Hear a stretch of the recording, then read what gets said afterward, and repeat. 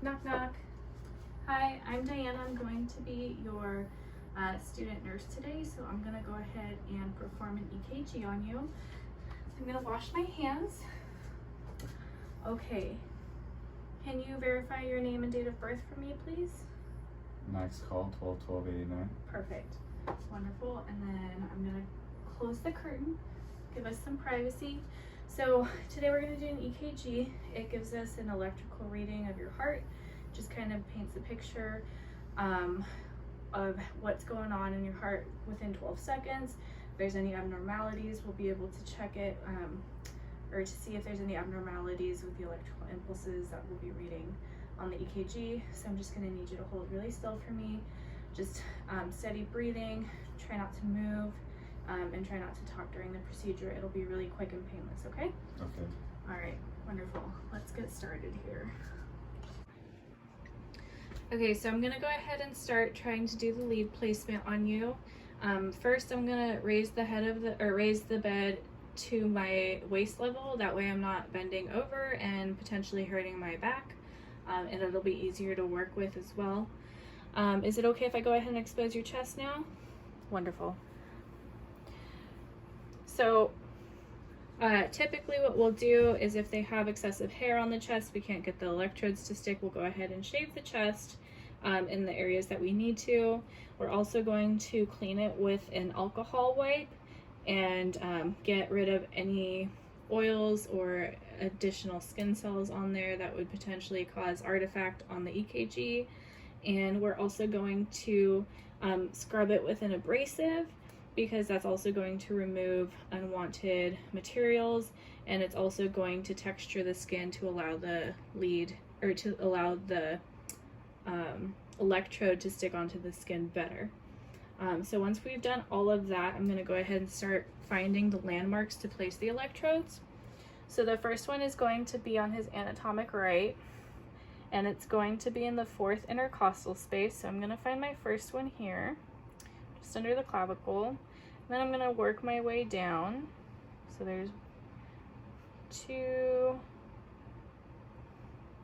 3, 4. And typically on a healthy male, it'll be in between the nipple line right here. So I'm going to go ahead and place my first lead. And then the next one is going to be also the 4th intercostal space, but it's going to be on the left side of his chest.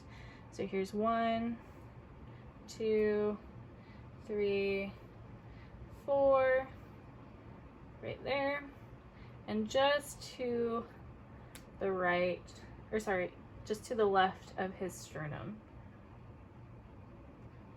So that's going to be his V1 and his V2. The next one we're going to place is the V4. That one is going to be the mid-clavicular line in the 5th intercostal space. So I know this is my 4th intercostal space right here. So I'm just going to work my way down 1 and palpate that all the way to the mid-clavicular line. And I'm going to place the 4th electrode. Now my V3 is going to go directly in between V4 and V2. So I'm just going to place that right there.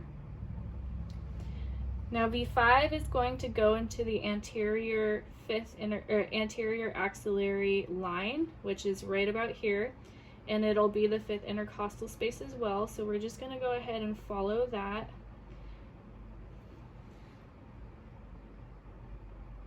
And then V6 is also going to be the 6th intercostal space, but it's going to be mid-axillary. So it's going to be down here. So I'll go ahead and just place an electrode there. So now we have the 6 precordial leads. We're going to place the limb leads. So the limb leads can be placed anywhere from the shoulder down to the wrist. For these purposes, I'm just going to place it on the shoulder. So this is going to be my left limb lead. And then you want the right limb lead to be exactly parallel to the first one. You don't want one up here and then one down here. because that'll give you an inaccurate reading. So I'll just place the second one here. Now the leg limb leads can be placed anywhere from the hips down. For these purposes, I'm going to place it right here at the beginning of the hip. So I'm also going to do it again parallel to each other. And then we would attach the electrodes to the monitor, and then we would wait until there's no artifact on the screen, make sure that there's no electrical interference, make sure we adjust everything accordingly, and then we'll take that EKG strip. So that being said, we're going to do a 5-lead EKG now.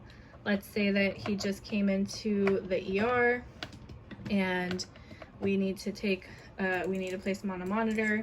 So I'll go ahead and show you the landmarks for that. First one is going to be your black one, smoke over fire. So you want to go ahead and place the first one under the clavicle on the left hand side is going to be your black lead or black electrode.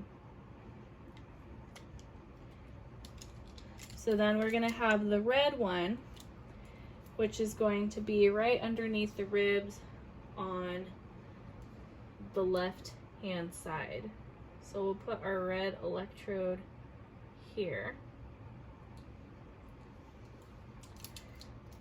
And then I do not have a white pen, so I'm just going to use blue for this.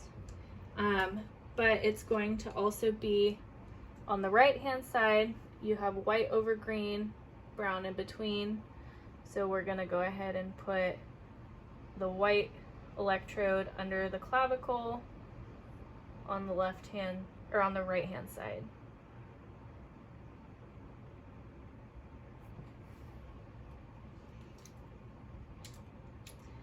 And then we're going to put the green one parallel to the red underneath the ribs. Right over here. And then we're going to put the brown one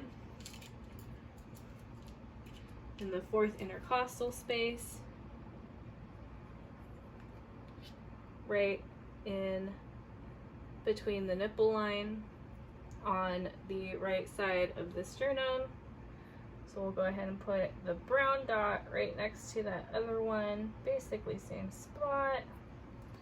And that's going to be your 5-lead EKG setup, and that's typically used to monitor the patient continuously or if they're like on a telemonitor.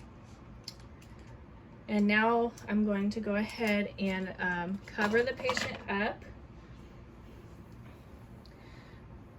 because they no longer need to be exposed. I'm going to lower the bed all the way to the floor. I'm going to make sure the patient has a call light and make sure that the patient doesn't need anything else from me. So are you all set today, sir?